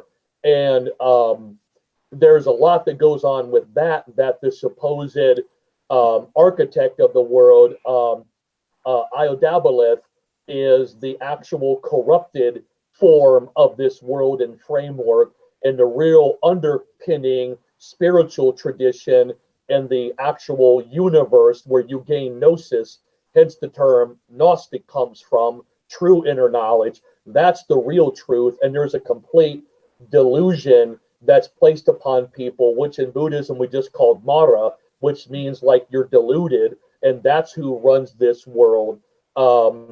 And even in fact, in my own tradition, when the Buddha was reaching enlightenment, he had three challenges he had to go through, and it was going through the three poisons. And one is anger, the other one is lust, and the worst one of all is ignorance. And Mara came to him saying, you know, I'm the architect of this world. Let me make you a king in it. The same thing with Jesus on the mount, or on the outskirts of the city with Lucifer, saying, "Let me make you a king of this world." So the same thing underlies with swallowing the illusion, swallow the lie, and swallow the narrative, and don't look with discerning eyes that have actual wisdom or knowledge. Fascinating. I always love it when we take it to the spiritual realm. For some reason, it's like easier for me to understand it than when I get like into time travel. I'm just like, but what about like all of these things that would happen? I feel like, I don't know. But then again, I really like the idea that the government is time traveling to change things for their benefit, and a hubris of that, and how it would all have to come crumbling down at some point. Like there's no way you can keep track of that many details over that much time and actually have something coherent come out of it. Oh, they can't get the post office to work right. Yeah. You can handle space and time, but I mean, you figure if they could, then well, the Russians could too, and so could the Chinese. There's a time war going on, and we don't even know about it because it's all happening in the past. Totally. Hey, do you mind if I bring up a couple frivolous Mandela effects real quick? No, totally do it. That was one of the things we skipped over because we jumped ahead. All right, let me tell you a couple ones that I think are fun. Any 007 fans, like James Bond shit? When I was a kid, I thought that was cool. So yes. The movie Moonraker. If you remember the character Jaws he had like the metal mouth, and he was also the dude later in life that was in Happy Gilmore, like the giant dude. But anyways, in Moonraker, there's a scene where he falls in love with this chick, and her name was Dolly, and she was an attractive blonde girl. And the whole scene was he's trying to get a wagon wheel off of his head, and she comes over and helps him, and then they smile, and she has braces, and he has the metal mouth, and next thing you know, they're holding hands, and love blossoms. Well, now Dolly doesn't have braces, so the scene makes no fucking sense. And it's one of those things, like when you look at it, you're like, like that seems so trivial and so nonsensical. But if you're like a James Bond dude, like I was growing up, I see that and I call bullshit. I scream bullshit. Like I know that that's not my memory. And even if I was going to write a screenplay, that wouldn't make sense. Like it made sense that they connected because they both had metal in their mouth, and that was their bond. Yeah. So, and I read something. It was I don't know if the guy was from Canada or Europe or something, but he was doing the movie review, and it mentions Dolly as having braces, but now there's no. If you watch a clip of it, or if you watch the movie, she doesn't have braces, and the scene kind of falls flat and it's stupid. So, I mean, Mandela Effect's pretty trivial a lot of times, but like that's one of those ones where I can look at it and say, no, that's not how it was, and I will stand firm on my memory, despite how much druggery I've done in my life. That I know that that's a real memory. And another one that freaked me out is if you remember the 70s group, the Village People. Yeah. There's an extra guy in the group now that didn't used to be there. And I saw it and I'm like, what the fuck is this? Like that's not right. And again, it's not important. I mean, it's very trivial, but there used to be 5 of them, and like people would dress up like them for Halloween and weird shit. And like Wayne's World 2, the Village People are in that movie, and there's 5 of them. Well, now if you go back and look at their old album covers and shit, there's 6 of them. Like, wait a minute, there wasn't an army guy. Like, what the fuck is that? Like that guy doesn't belong there. It's very strange. Weird. There's an army guy now? Yeah, now there's an army guy to go with like the Indian and the construction worker and all that other fucking horse shit. But yeah, it's just there's a lot of weird stuff going on. Apparently, there's 6 members of the Jackson 5 too. Oh, I heard that too. I'm like, what? How does that happen? 5. There would have been the Jackson 6. That doesn't make any sense. Oh man. Maybe that's the clue. Maybe 5's turning into 6s. That's the thing. Who knows? That's a really good point. Yeah, you guys are hitting all the ones I can think of. Somebody said something about like the traffic lights are in reverse order now, like green was on top and now red is or something. And that's one of the things where I'm like, I don't even know whichever way it would have been originally because I don't pay attention to that. So red's on top as far as I can recall. I just wanted to say one thing, which is kind of funny. You know how you were talking about the girl with the braces named Dolly? Yes. I just went on to YouTube. Somebody had a old VHS camera in the old days and was recording the movie on TV on YouTube. They uploaded a movie where she smiles at him and she's got braces. But There you go. in the same search engine that I use, which was Yahoo, on the mi6-8q.com website, the person says, rather than a glitch in the matrix, it is simply our minds playing a screenwriter and jumping to logical conclusions. So you have two different, one saying, oh no, that never happened. And then there's actual physical video evidence of an old broadcast of it on TV that somebody recorded. Nice try, sucker. Yeah. No, that is the go-to debunking, is that we, there's our memories are faulty and we've proven it. And so we're just remembering it wrong. And any evidence we think we have is just false. Or like a lot of the like logos and celebrity names or things like that are just that like, oh, it actually was changed at some point and it just wasn't a big deal. So no one cared. And now we have like both versions or whatever. But I really think there's enough really crazy shit that doesn't add up to say that that's not what's going on. There's surely some that are those, like there's surely some that we are misremembering or that are both ways or did change at some point. But like the braces one, it's like, like that doesn't make sense. And then there is evidence that it was the other way. So there has to be some real actual changes that have happened as well.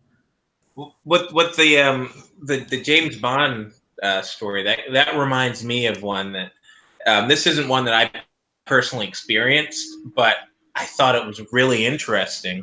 So apparently there was a Star Trek episode that a lot of people remember. A lot of people remember this episode. They remember watching it. Trekkies are big fans. Like yeah. They might have even reacted to it or acted it out or what have you. So there's a Star Trek episode that never happened. It never broadcasted, never aired. It was never recorded, but it was scripted. And I guess they even talked about making it, and they just never did. But it wasn't like something that was publicly known. So somehow this came up, like maybe at the conventions where people were asking about the episode or like talking to Shatner or somebody like about like his scenes in that. And he's like, what are you talking about? How did you know about that? That never happened. Have you guys ever heard that story? No. No. Do you know what the episode was about? I don't remember. The James Bond story made me think of this, but I read on it on one of these Mandela forums, a long time ago, and it just really resonated with me because it's such an interesting story of there being an episode that people remember watching that never aired, but it was actually conceived. Yeah. And so like they have no way of knowing all that information. No, but that's like so easy to then make the logical jump that they did in some other universe end up airing it, and those are the people who like they saw it, they know it, and that's almost a Star Trek episode in itself. Yeah. Well, it's almost like the Next Generation episode where Picard is in multiple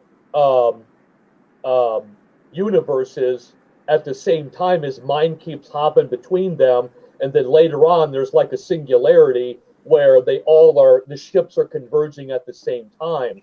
And I think that goes back to what I was saying about the mind can go anywhere really on the timeline.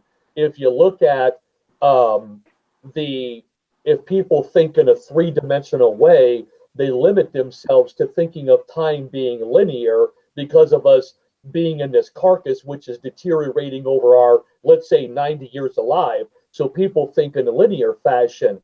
But if you look at the writings that the gentleman wrote back in the medieval era, which was called Flatland, he was a monk who was trying to explain how Lord Sphere could move in and out of a two-dimensional world, and people viewed him as God. But all he was doing was just lifting his ball out of the two-dimensional world, going over here, and then setting it down. And oh my gosh, he can disappear and teleport everywhere and get bigger and smaller. And they couldn't understand that. And when he wrote it at the time, he didn't say who he was because the church was so pissed off at somebody writing that they wanted to burn him at the stake. So there's even people back then talking about it's the mind is non-locality. Time doesn't really exist. In our scriptures, for example, even starting back in 5th century BC, that was a what's the word, nomenclature? It's like a normal thing for us. That time doesn't really exist. It's all based on perception, and the mind can travel out of the body, come back, go to other time frames, go to other dimensions, bring information back, tap into what's called the Akashic field. There is no limitation on the mind. So the fact that you have people, well, for instance, the one thing that was called, let me get the name correct, the Donaldson incident, which happened in London back in 1984. A gentleman named Ken Wilber bought a computer home, a BBC computer, I think it was called. It was top of the line at that time. And he started getting messages on the computer where somebody from the 1500s was tapping into his information on his computer with his mind, and was asking him, "Why are you in my house?" et cetera, et cetera.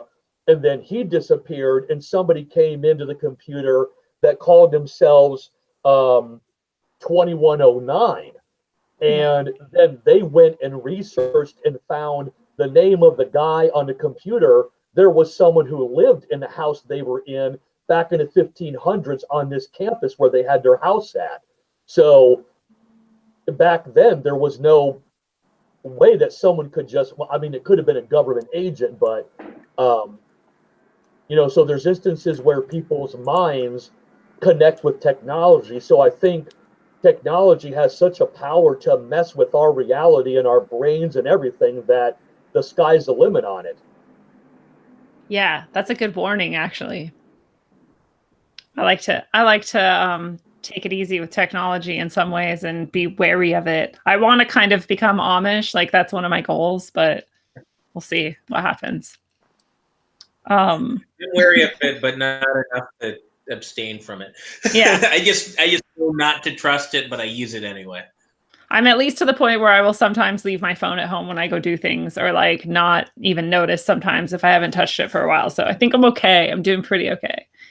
What do you guys think of this idea that, like, so if there is time travel going on and people are fucking things up or jumping from timeline to timeline and making kind of ripples that go on forever, like, have you ever seen The Flash?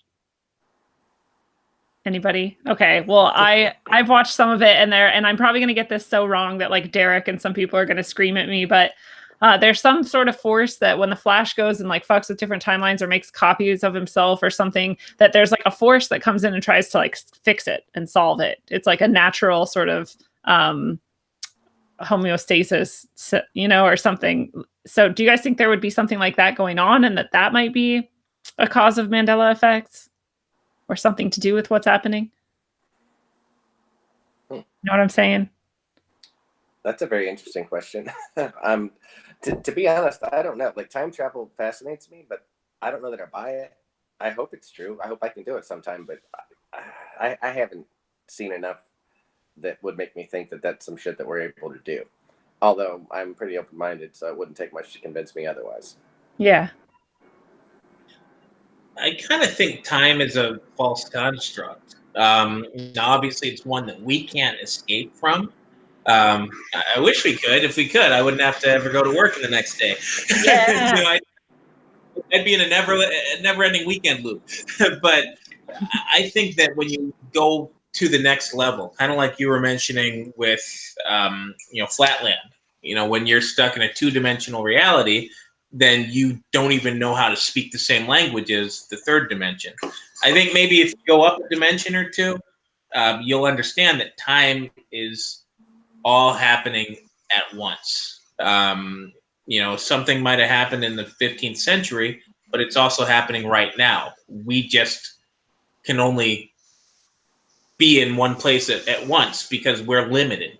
And I think that might actually have something to do with it all. So I think that if you can graduate, if you can get to that level, or if you can tap into it in some way, then time travel, I feel, would be possible. I just have trouble. Not in like a mechanical way. More in like a I don't know, spiritual way or something. Is more maybe, but I kind of think that the spiritual and the physical is the same thing. It's just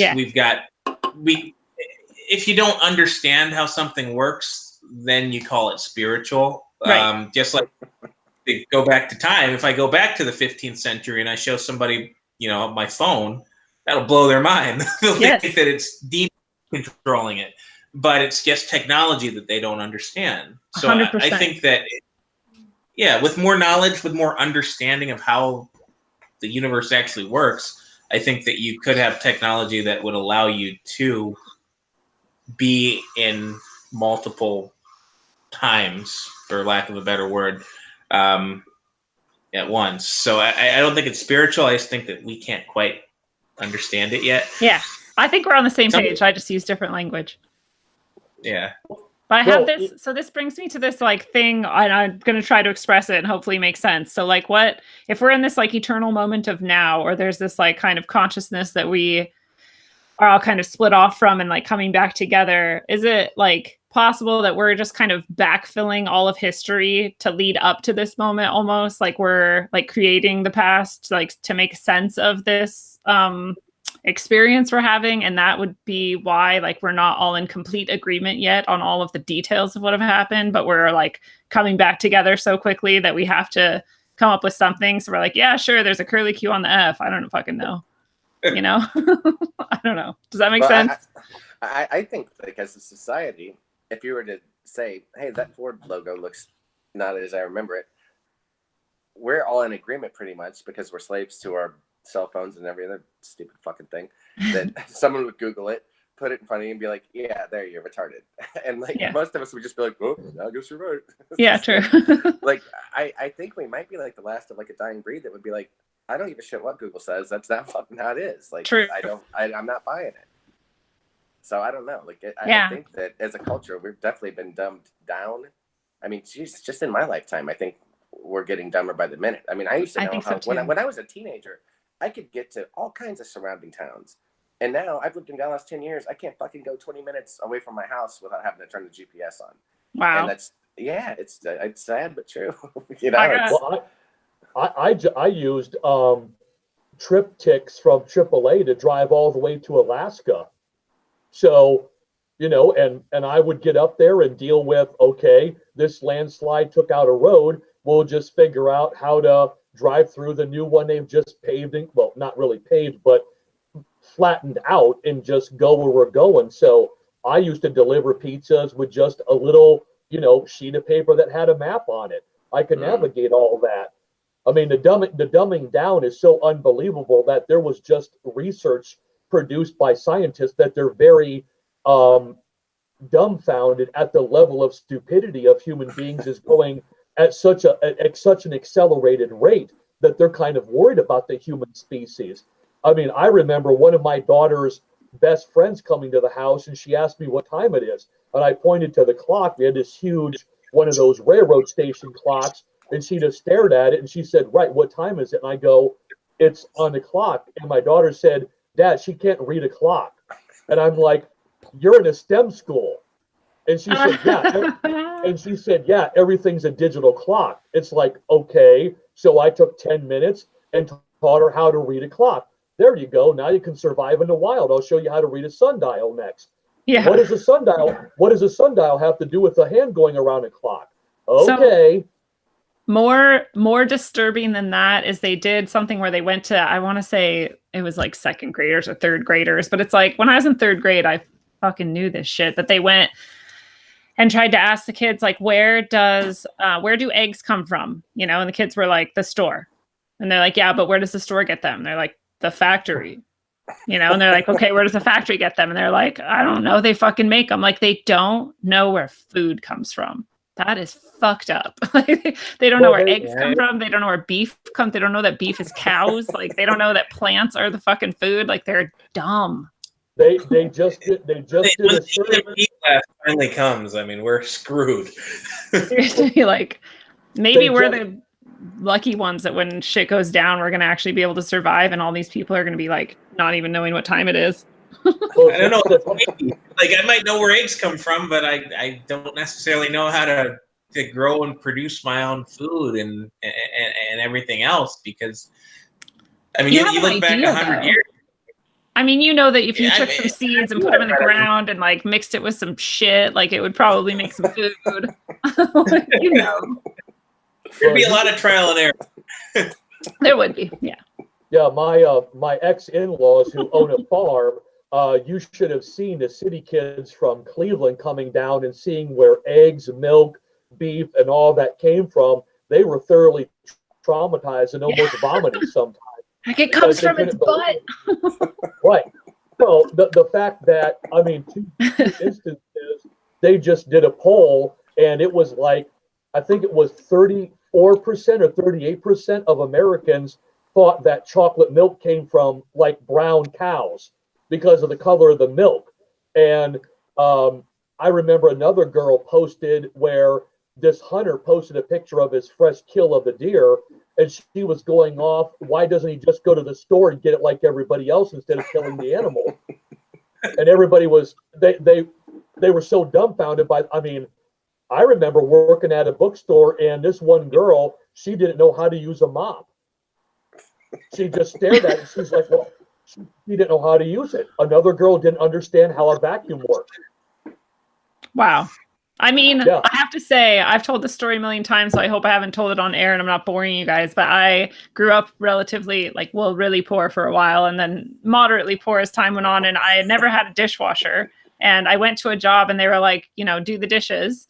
And I was like, okay, but can someone teach me how to use that thing? And they thought I was lying to get out of work. And I was like, no, I really don't know how. And they're like, you just put the soap in the container thing and like put it closed and just shut it and press go. And I'm like, okay, well, where's the soap? And they said under the sink.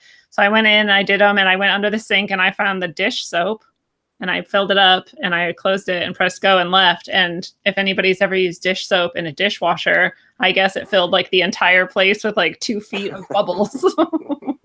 And they had to come in and clean it all up, and they thought I did it on purpose to like get back at them for giving me the task of dishwashing. And I'm like, dude, I don't fucking lie, and I don't care about doing dishes. I didn't know how to use the dishwasher. Okay, pointless story over. Did you get promoted? I definitely didn't stay there much longer. So what does it all matter in the end? That there may or may not be these differences, or that we may be like some of the people who notice them? I mean, for me, it's just wake up, wake up. I think the time for us just being consumed with celebrity culture and sports and just dumb shit that really doesn't matter in the greater scheme of things, that time's kind of passed. And like we're doing, I mean, I think it's, find your tribe, tribe up with people that are actually thinking and they're using their brain and they're not just trying to go along with whatever the trend is to fit in. I mean, fitting in, I don't want to fit in with a bunch of fucking assholes that aren't paying attention anymore. Like, it's enough. It's enough already. So I think this might be just another way to be able to, this plus your discernment, figure out if the people you're spending time with are going to, be worthy people to hang out with and spend time with and invest yourself into, or, let the NPCs fall by the wayside as best we can. Nice. Yeah, kind of following up on that and how we started the conversation. Mandela Effect is it's probably the easiest conspiracy subject to kind of ease people into this stuff. So we said that we don't want to necessarily go around shouting them from street corners that the end is nigh, but you'll float a conversation. Ask somebody, if they remember, the scene from Star Wars. How did it go? Ask them, how was Berenstein spelled? That's an easy way to get people thinking about these topics, and for them to kind of come to the conclusion that maybe the world isn't quite how we think it is, or maybe there's some nefarious group or another that's actually manipulating how we see the world. Nice. Well, I think if there are people who are manipulating, changing, and altering us on a very quantum level of just changing our reality, it's, for me at least, especially in my tradition, it's the same way we've dealt with Mara from the beginning. Okay, that's nice. Well, don't you care? No, not really. It's just reality. I'm going to leave here sooner or later, and hanging around in this meat carcass, I'll get to it sooner or later. But reality is really kind of what you make of it. There's a reason that, at least for us, in what's called tantric practice, is we use ironically, a mandala, which is the term in Sanskrit for circle, like the CERN and the summoning circle, et cetera. We use that to create a change in our perception of the mandala around us, and we create a pure land in our consciousness and everything that we see. So you can set yourself upon a path of changing your reality and your perception, and living in hell if you want, or living in heaven if you want, or just being grounded in every experience you come with. And I like the quote that was said by this teacher named Saraha. He said, "People who think that things are real are stupid as a cow, and people who think things that are not real are even more stupid." So, they're going to get you coming or going. Awesome. I really like the idea that it's important to, like, if you combine all three of your guys' messages, like, it's good to find people who are also thinking and awake and questioning reality and paying attention to the signs that could point to things not being quite how we were told they should be or would be, and trying to, imagine what that could mean.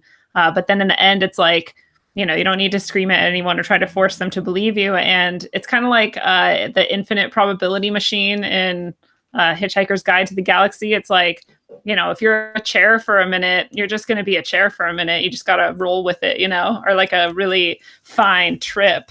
Like, you can't fight it necessarily, but noticing it and noticing kind of the hilarity of it might be interesting as you go. But in the end, you're going to come out the other side, right? So that was kind of the final words of wisdom, I guess. But does anybody have anything to add to that, since I would like to say something briefly. Do it. And this is ridiculous, but it's it's something I've been meaning to share with the group. I would rather have a bottle in front of me than a frontal lobotomy. Namaste. That was clever. I can't take credit for it, but I'm glad you liked it. Are there burning desires or words of wisdom? Well, with what you said, with surrounding yourself by like-minded individuals, like we do on Eyes Open, except for certain folks in their post that was mentioned hysterically earlier. We have a saying that when you hang out with fools, remember, a spoon can sit in the soup all of its life, but it never tastes it. So be around the people that are going to be constructive, and actually you can sap some off of them, and you can give them something in return. And like the things rubbing together and forging the steel, and ourselves, we have to do that with our consciousness and our awareness as much as we can. But don't be the fool and not taste the soup the whole time you're in it. Yeah. Instead of mutually assured destruction, it's mutually assured consciousness. Yeah, there you go. I like it. All right. Any last words, Jay? Just watch out for the chevrons. Yeah. Know where you're going. All right. Well, thank you all so much. And friends at home and everywhere, this has been your analog, electric, concentric dose of wisdom, according to our always intriguing panelists. Alan Cisco, thank you for being here. Thank you so much. Thank you. Brett Saylor, thank you for being here. And Jay, thank you for being here, as always. So it's hard to know which universe we are living in when we only have our own perspective without comparison. Timelines could change, memories could be erased or created and implanted, and we would have no way of knowing except for tiny glitches in the matrix that drew our attention. Then again, memory is allegedly one of the most malleable substances we have and can be altered in every recall just through the process of recalling itself. In that case, how can we be sure we are not just misremembering things? I, for one, trust my gut that something is amiss. I know for a goddamn fact it was Berenstein and not Berenstain. And I know that it was Mr. Rogers saying whatever it was instead of whatever people think it is now. We may never know the absolute truth of what is behind the Mandela Effect or any other aspect of reality for that matter. But whether we do or we don't, I hope all the incredible humans listening out there, whether they're my homies in the Eyes Open group or my homies I haven't met yet listening to the Rogueways podcast or in the Corey Sharman YouTube live, travel well, aim for balance, and always look inside first.